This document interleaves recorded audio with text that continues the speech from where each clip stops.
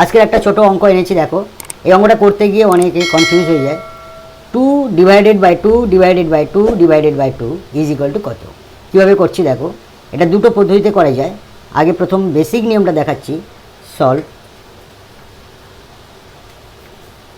2 divided 2 divided 2 divided 2 সমান সমান 2কে 2 দ্বারা ভাগ করলে কি হয়? 1 হয়।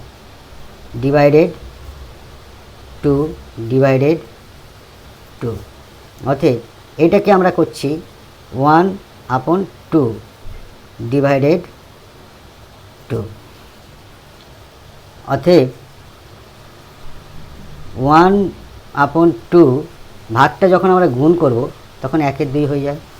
অতএব 1/4, 1/4 মিন 1কে আমরা 4 দ্বারা ভাগ, 0.4 দুগুণে 8, 2 0 4 5 20, অর্থাৎ 0.25। এটা একটা উত্তর হলো। সেকেন্ড পদ্ধতি, এটা প্রথম পদ্ধতি, এটা প্রথম। সেকেন্ড পদ্ধতি আমরা শর্টে কীভাবে করি? 2 divided 2 divided 2 divided 2 is equal to 2।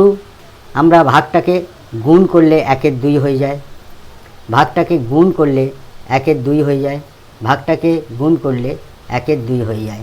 অর্থাৎ এই 2 কেটে গেল, 2 দুগুণে 4, 1 1 1 সমান 0.25।